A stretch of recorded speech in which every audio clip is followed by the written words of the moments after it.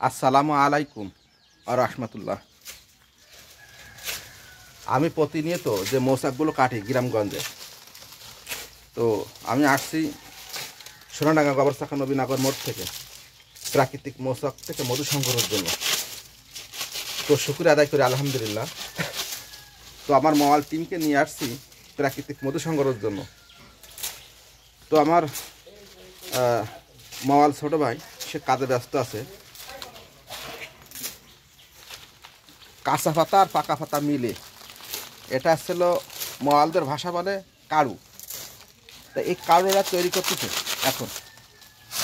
চাক কাটার পূর্বে কাড়ুর কাজ সেরে নেছে, বৃত্তে লক্ষ্য করুন। তো আলহামদুলিল্লাহ।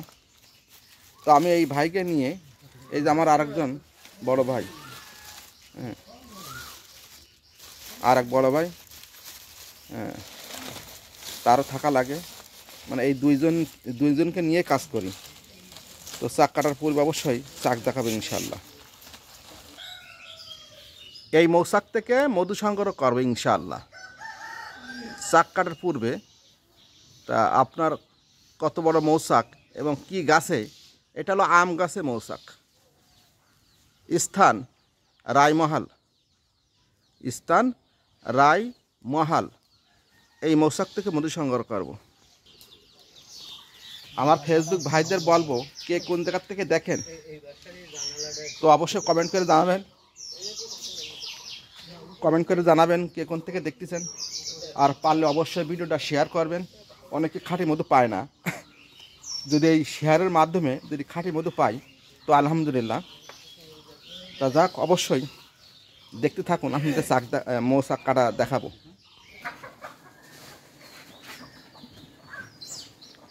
আম গাছে মৌচাক, মৌচাক থেকে মধু সংগ্রহ করা আছে। স্থান রায়মহাল, স্থান রায়মহাল। আমি যে মধুগুলো সংগ্রহ করি এবং সম্পূর্ণ প্রাকৃতিক, কোথায় কাটি আমি কিন্তু স্থান ক্লিয়ার করি। তো আলহামদুলিল্লাহ।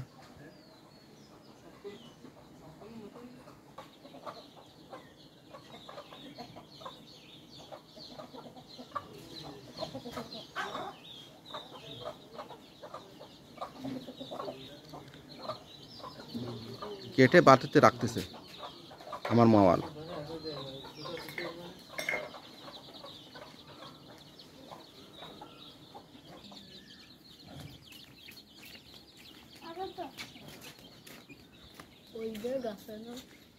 পাতাটাকে আগে ফেলে দিন। দেখ কোন মধুর ভিতরে